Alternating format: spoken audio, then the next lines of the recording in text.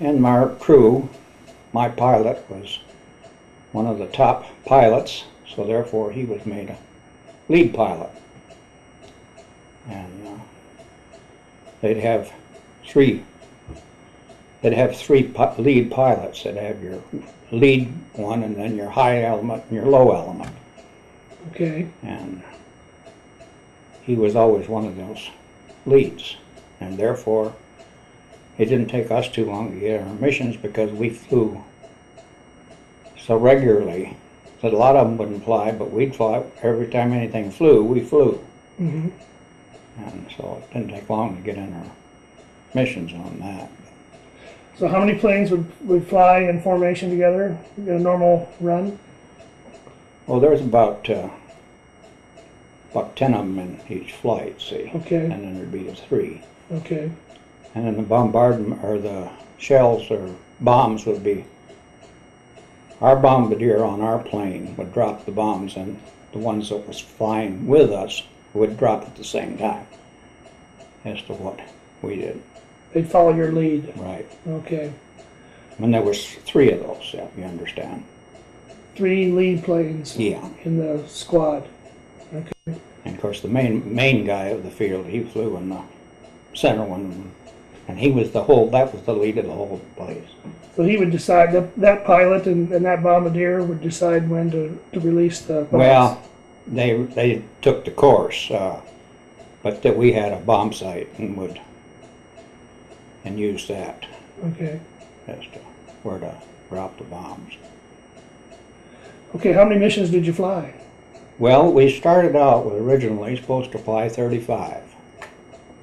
And I really got a nice Christmas present one year.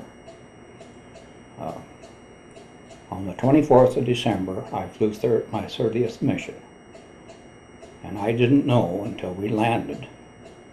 Big wheels come out to our plane. And I didn't think anything of that because they always come out and talk to our pilot anyway, because he was one of the main pilots, so they'd come out and visit with him. They were there, I didn't think anything of it. We got our guns all out of the plane, and they called us all over. They said, you flew your last mission, 24th of December. So they reduced it from 35 to 30? Right. That was a nice present. And I was supposed to have got 4 oak leaf custers on the air medal, but they shipped us out of there to come home so fast that we never got the 4th one listed on our record, which didn't make any difference to me at the time. But after I got ready to get discharged, it cost me another 2 weeks or 2 in service because they discharged you according to the amount of credits you had. To the points and things? Yeah. Okay. Well, did your plane, did you fly the same plane pretty much on those missions, or did you switch planes? Because of him being a lead pilot, no. We couldn't even, most of them decorated up their planes, you know. Wouldn't pay us to do it because maybe we'd fly it for 2 or 3 missions and they'd give us another plane, new plane. Why? Go ahead. We had to have a new plane because you had to have one that would be fast enough to stay ahead of the rest of them. Okay. Okay. So you didn't really have a plane with a name or an emblem, because you switched so often. Yeah, we never got. In fact, the only time we ever named it was we were shot down one time, and they come and had a story written on us, and they wanted the name of the plane, so we called it Just Enough. Well, tell me about being shot down. When did that happen? Well, I had that happen 3 times, actually. Really? Okay. But, well, how about the first time it happened? Tell me about it. Well, first time it happened, just had our motors shot up, so we couldn't get across the English Channel. We landed in France. Where in France, I don't know. It was no town or anything. But see, they had those fields pretty well camouflaged, so that, in fact, you could fly over them and never notice them. We landed there the first time, and let's see, the second time we was in Belgium. They took us into Brussels, spent a night in Brussels, and The last time was back in France again. And that was the one that we finally had the story on. We were throwing out everything we could get loose out of the plane to keep our altitude because we only had 2 engines that was working. Mm-hmm. And finally, we knew by maps. We had maps of where the fields were supposed to be in that, but we couldn't see it. But about that time, here come one of our planes, one of our fighter planes. So we shot flares at him, and he proceeded to lead us into the field. Okay. And we didn't any more than land. Hadn't even got taxied around to get off the runway, and it started to snow. And so we always figured that was just enough, because I don't know how we'd have made it if we'd have been in that snowstorm. Now, that third time, why did you have to land? Why were you, were your engine shot up again? Yeah. Or, okay. By fighter planes? No. Flak? Flak. No, I was never actually shot by a fighter plane. Were you ever attacked by fighter planes? Well, we had them there, but they never attacked our plane. As I say, we used to fly this lead deal, and we had been flying as a high element, which is, I should say, it's the best place to fly because you're up out of some of it. And this particular day, I had never been to Berlin, and we were going to go to Berlin. And what did they do? But they put us in the low element, and we complained all the way to the target. And we got over at the target, and the fighter planes come up, and they completely annihilated the top element. We didn't do much complaining on the way home or after that.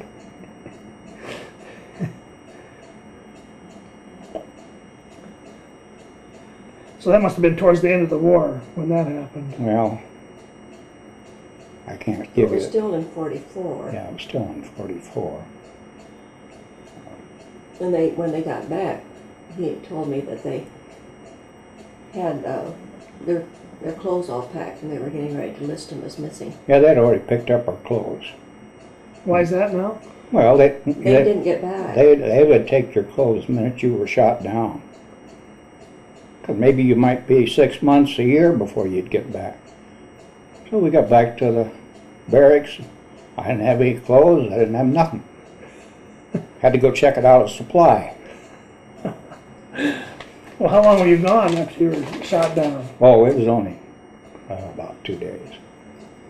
Because by that time, France and Belgium were both in Allied hands, right? Mhm. So you weren't behind enemy lines. No, You I were was not. on our side of the I was lines. not behind enemy lines. We had made it out of that all the time. So Well, you say on all three of these times that you were shot down, it was the engines were Yes. hit by flak. right. Was any other part of the plane ever hit by flak? Well, we had 100 holes in it one day when we got back. 100 holes. We counted them. Were people injured? No, No injuries? no injuries. I had,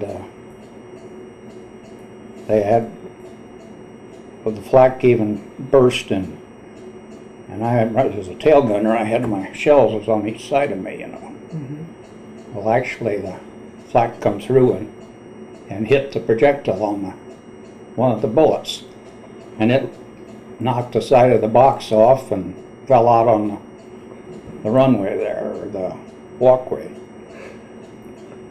But see, without being in a barrel, it just didn't do anything.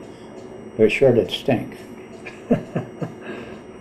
Well, that was a pretty close call for you, wasn't it? Well, we had a few close. Actually, the one that we were having such a time getting landed was the main thing. And That was the time you were throwing things out? yeah, Mm-hmm. twice we got our plane fixed up and made it on home. One time we had to leave our plane, it was shot up too bad.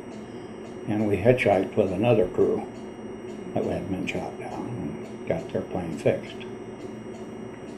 And he got us back to the field and tried to scare the living daylights out of me because he wasn't a very good pilot, I didn't think. The runway went this way and he went this way. And I didn't much care for that. Of course, I bragged pretty much about the pilot because he was good, and in fact our crew was good. We come in on one time, it was so cloudy that we was up about 300 feet or 4, not too far up there. It was getting ready to land, and you had to line up about a mile back from the runway. And we couldn't even see the runway. We couldn't even see the field. So I heard the Why couldn't you see it? fog. Foggy. Okay. And I heard the navigator say to the pilot, he said, Lynn, when I tell you, he said, I want you to turn so many degrees to the left. I don't know what the figure was now.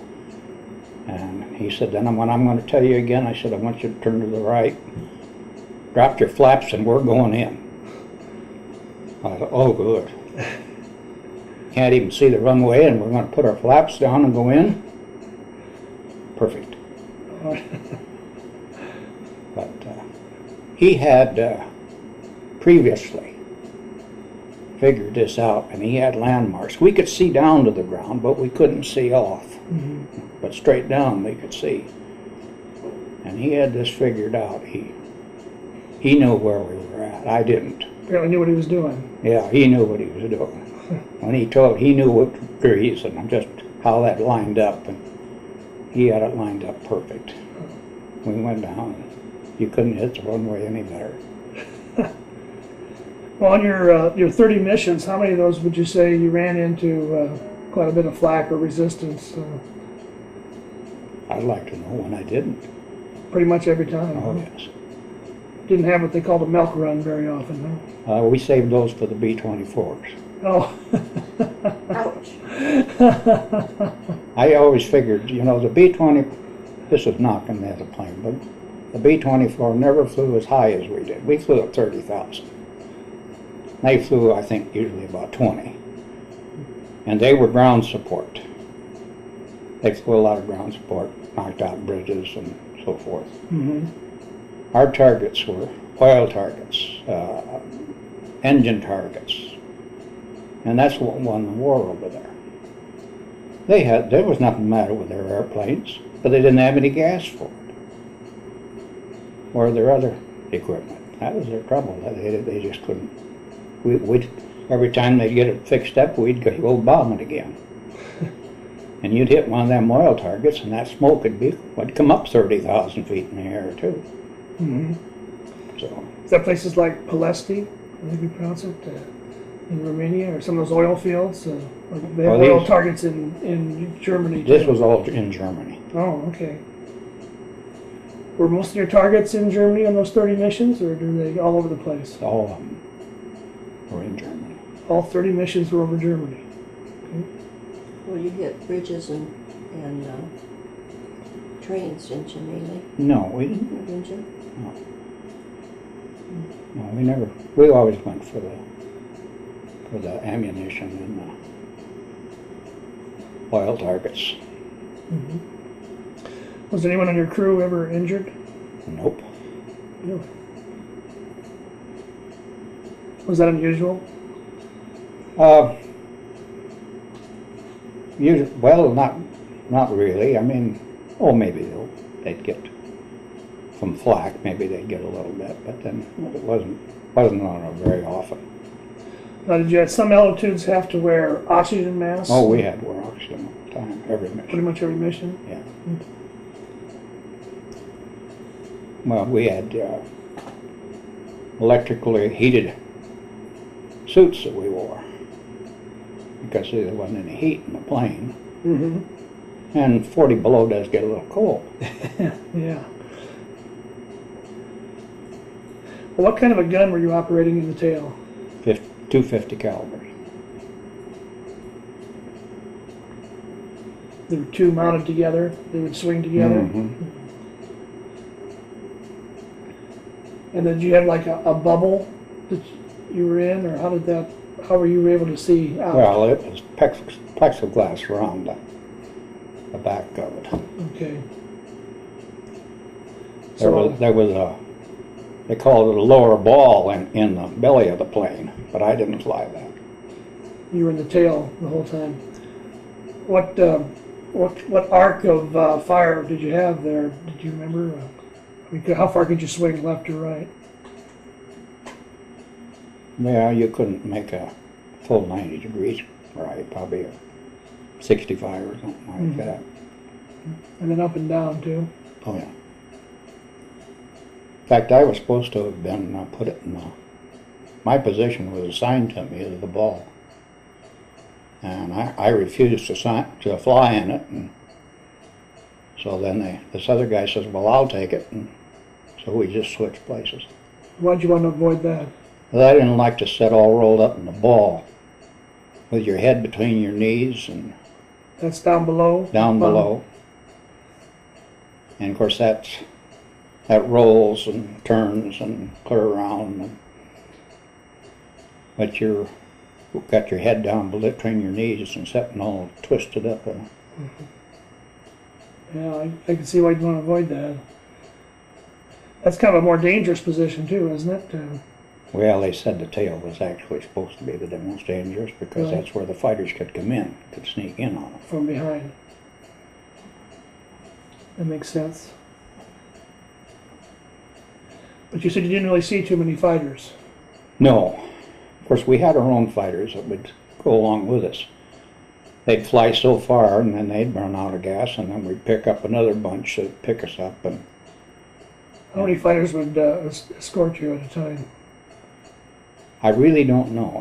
I could see them flying around, but then I had no idea actually how many there was. Were those like P-51s or something? P-51s, P-47s, and the 47 was, I thought, like the B-17. You could shoot it full of holes and it'd keep right on going.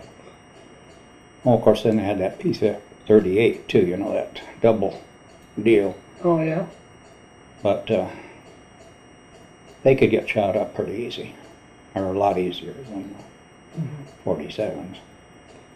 They were more maneuverable, but I don't think there was, as I say, I think they could destroy them a lot easier. Were you ever on a run where other planes in your squadron or in your formation were shot down? Well, this whole high element, That one you mentioned, okay. that was completely. Nobody got a chance to jump out of that one, no? Well, it was right over the target, and we tried to watch, and another time the plane had, we did see people jump out. So there's shoots. Yeah, we tried to count how many there was, because and There's supposed to be 10 on the crew. mm-hmm. Did 10 make it out of that one? Well, I didn't see 10, I only seen 8, but then I could have missed them too. See, they had 3 different ways of getting out of the plane. What was that? What were they? You could go out through the bomb bay, you could go out through the side door where at the tail, you could go out to the front door, little hatch. Who would make the decision that it was time to bail out?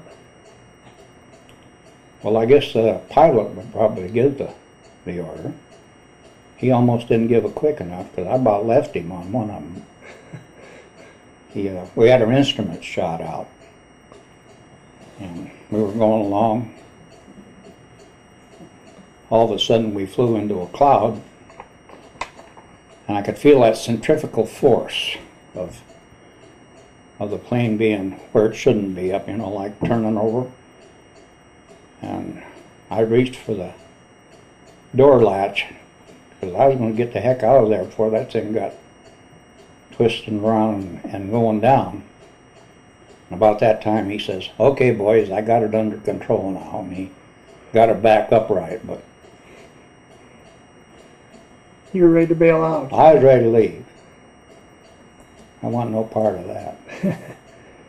Yeah, I suppose once the plane goes into a spin, it's pretty hard to bail out. Well, I don't know. I never tried it. Had another little experience. They was fixing our long runway. And they had a maximum flight. Anything that fly was going. And we had to be on this short runway with a full bomb load, a full gas load, and take off on this short runway. Well, we used every inch of the runway we got, and pilot pulled it off, and it just started going back down towards the ground again. And I thought, oh, it was too close to bail out. You couldn't do anything. You're too close to the ground. It dropped probably about 30, 40 feet. Pretty soon we took off again. But I was a little scared. How much runway does it take normally for a B-17 to take off? No, I don't know how long they are. About the same as for a B-24? Yeah. What were the differences between the B-17 and the B-24? Well, I never actually was in one. Seen a lot of them, but... Is one bigger than the other? Oh, it's just built more awkward. It's kind of awkward is all. The 24? Yeah. About the same firepower? I think so. And they carry about the same bomb load? Mm-hmm. They just didn't seem to have it because they never could fly high altitude. I don't know what the deal was. Which was used more in the war, the 17 for the 24? Oh, both. Both. Both used a lot? Yeah. Of course, they didn't have any 24s at our base. I mean, we were all 17s. Was there kind of a rivalry between the 17 crews and the 24 crews? No, not really.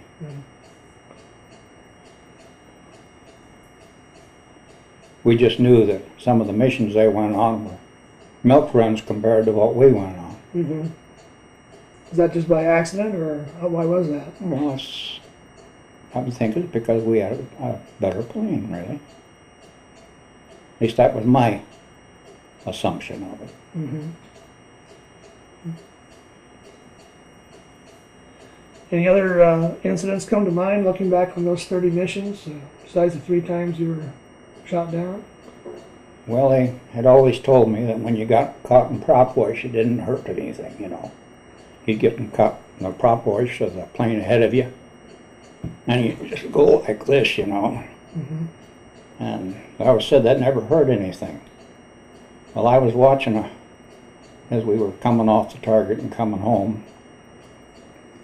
I watched out and I looked at this one plane. He got caught in a prop wash.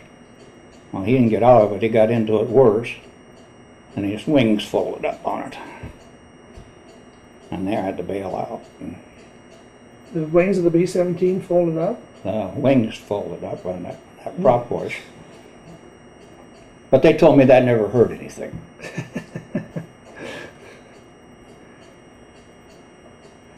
So the prop wash was pretty powerful. Well, I thought it was. Yeah. When you get the flak from the ground, what was that like? What did it look like from where you were in the tail? I mean, could you see the explosions or just smoke or what? You could see, actually, it just turned the sky black. Sometimes it looked like it's thick enough to get out and walk on it. How much of, how long would a mission last from when you left to when you returned? Oh.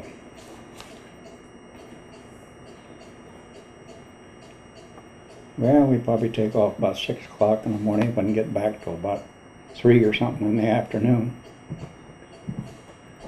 And how much of the time would you be under flak? Just a short time? Just a short time. Oh, when we'd go across the channel, there was one place we always used to cuss them because I think they had 1 or 2 guns, but they'd always shoot at us every time we went over them. What country it was, I don't know, but it was just after we got off from over the water. We'd meet this, and it shot at us every time. Never hit anything. So the flak would be from like ground artillery, right? Yes. And there was a lot of that in Germany, probably. Oh, yes. They had them. They had their targets protected that way. They know what we were after. And they'd have to guess what your altitude was, and Yeah, of course, we would throw out this tinfoil stuff, and that would throw their radar stuffs off too, to a certain point. you would throw that out from your plane? Yeah, What did it look like? What was that stuff like? just, well, it's kind of like the stuff you saw at one of your parades out in New York, you know, with all that. It was about that long, and it was silver and cut about a, Like ticker tape. yeah, it was just thin stuff. And we'd throw that out, and of course then get into the prop voice, it'd just go all over. Did that seem to work? Well, I guess it helped some. I've never heard of that before. Now, in the plane itself, you would communicate by radio, I assume, with the pilot. Oh, yeah. You have headsets or something? Mm-hmm. Those work pretty good? Well, you had an oxygen mask on, so you'd have buttons that'd fit your neck, and well, you've seen these guys that's had these operations where they've had their voice box taken out. Well, would be two round buttons about the size of a quarter on each side here. It'd fit there, and sounds just like your regular voice. And that was part of the oxygen mask or a separate unit? That is separate.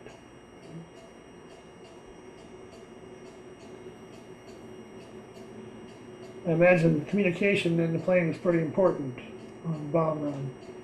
Well, but there was times it was real important. For a while, they was starting us out too early in the morning. It was too dark, and I don't know whether there was. Well, I don't think it was from our field. I thought it was from another one. They'd fly around till they got to where they could get into formation. Well, there was two of them went together with bomb loads, and I mean, we had a lot of fireworks. But it wasn't. I don't think it was any of the planes of our field. You mean they collided? They come together, and one of the times that how important it was for the communication. I had a lamp in the back, the tail, that I would keep blinking to try to help the pilot from some other plane from running into us. But I heard the guy on the side gunner. He yelled over the intercom, "Dive!" Well, the pilot didn't ask why. He did. Zoom right over the top of us. If he'd have stopped and asked why, it'd have been too late. Now, your missions were pretty much in daylight though, right? Yes, they were. But the blinking light was for those early morning hours? Mm-hmm. When it was dark. That's the only time we used them. And you did that manually? Yeah. So collisions between planes in your own squad were a hazard too. Well, when it was dark. Yeah. It wouldn't happen in daylight though. No. Of course, I actually, I was over there late enough. The early crews that went over there to begin with it, where they tried everything out, the English flew at night, I guess it was, and Americans flew in the daytime. But they never went over there but what the planes would come up and shoot down a bunch of them. And by the time I got there, the war was far enough along that they was having trouble for being able to fly. Like I tell you, they knocked out this one high element And then they landed because they didn't have gas to go any for more. Germans were short on gas. They just didn't have their fuel. And that's why you didn't have much threat from fires, more from the ground artillery.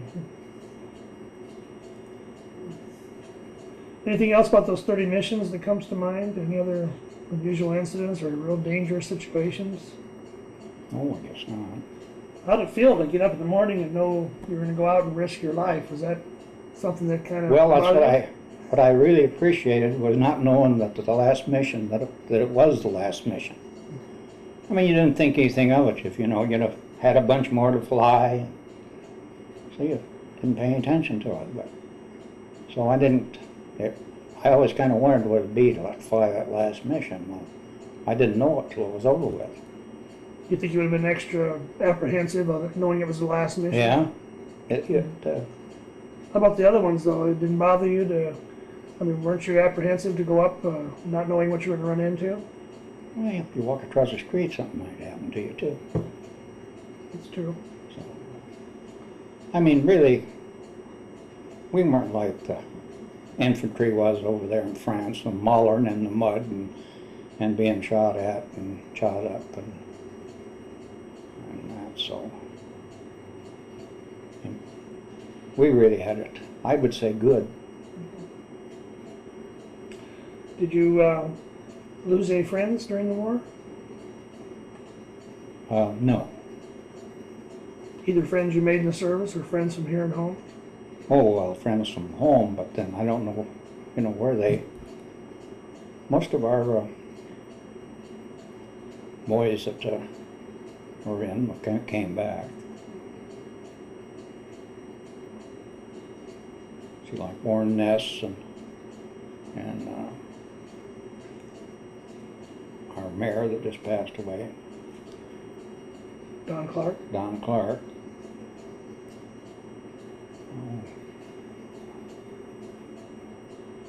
Well, I don't know what branch of the service they were in. Warren Ness was in the Pacific, in the Seabees. I don't know about Don Clark. Well, remember where you were when VE Day came? I was already in England at that time. Mm-hmm. You had completed your missions? No. You had not? No. You're talking about Europe. Yeah. You were in England then? I was in England then. How about when, well, first of all, were there any celebrations when the war was over in Europe, and where you were at? Well, I was back in Texas at that time. When the whole war was over? No. When VE Day? When VE Day. Oh, okay. Were there celebrations? Now, I'm saying when the war was pretty well over there, yes. Mm-hmm. Well, I can't either say I was back. I wasn't.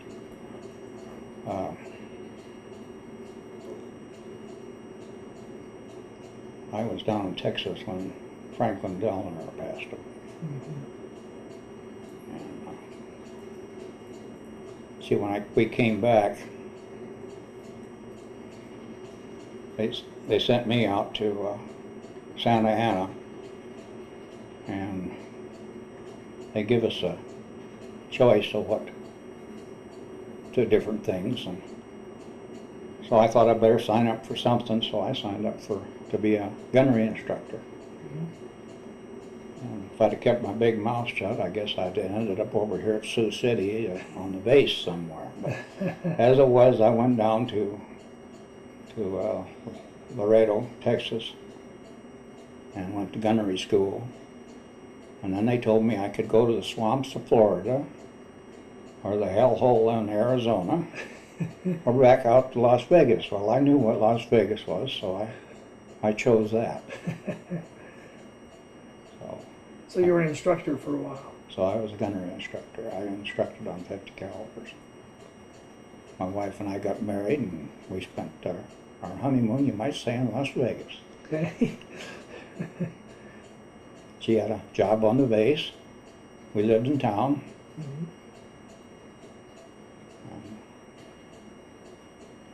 And when the war was over with, boy, you pulled into a gas station, they didn't say how many tickets you got, they just filled you up.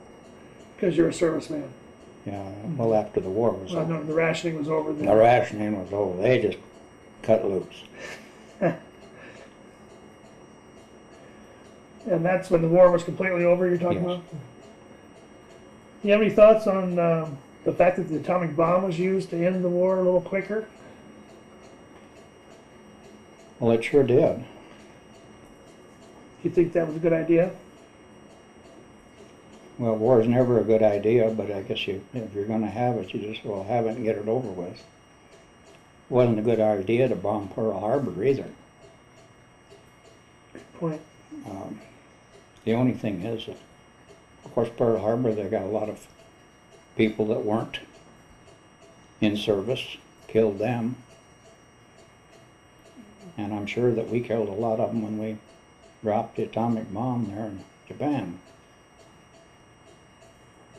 And the plane that was dropped from, our 17s were midgets compared to that. It was a big plane. A B-29? Yeah.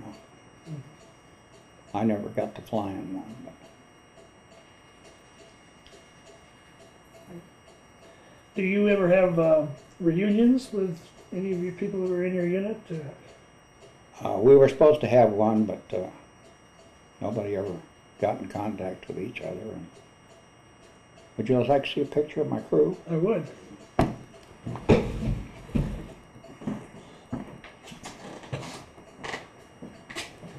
Shall I come in there, or are you going to bring it here? Bring it up. Okay.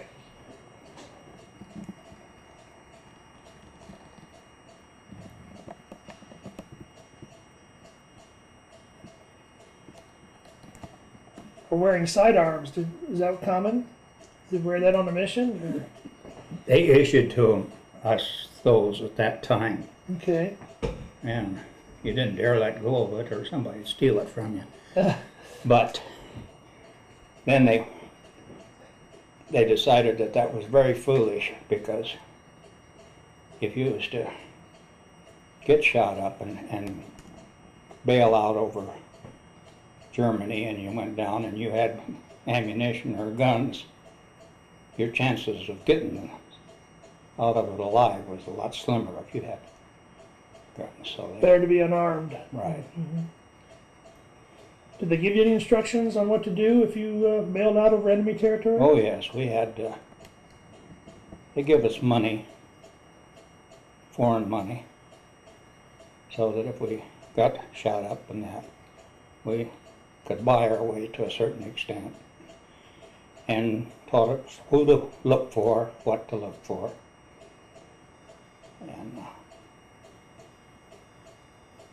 so. You're supposed to try and make your way back to your own lines. Right. And they say, give you any instructions on what to do if you were taken prisoner? Well, the only thing that you weren't supposed to give them any information is all. Mm-hmm. I'm an awful lily. I'm afraid that when they start torturing you, you probably pretty well tell them what they want anyway. Yeah, I think that's true for most people. Can I take a picture of this too? Yeah. Like, hold it up here.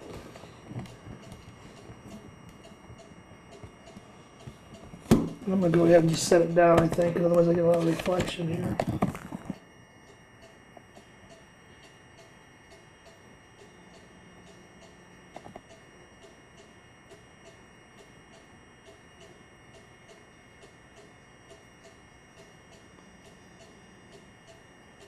Now, did you fly with this crew of 10 pretty much the whole time, or were there replacements in there? Very few replacements.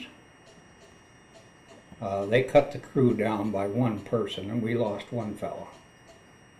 He went to a different crew. And what is this?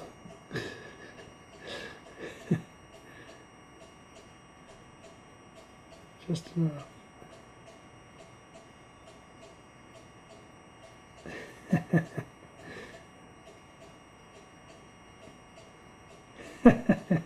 Was that just people in your squad got those, or what? Yeah, they issued them to us. Alright. Well, anything else that you'd like to add or that comes to mind? Can we talk about what your days in World War II? Oh, can't think of anything. How about being a teacher? Hmm? How about when you were a teacher? I told him that. Yeah. Anything you'd like to add, ma'am, about, I assume the two of you knew each other before you were married when he was overseas? Oh, yes, he says you'll wait for me, won't you? So. Did you write letters back and forth quite a bit? Oh, yes.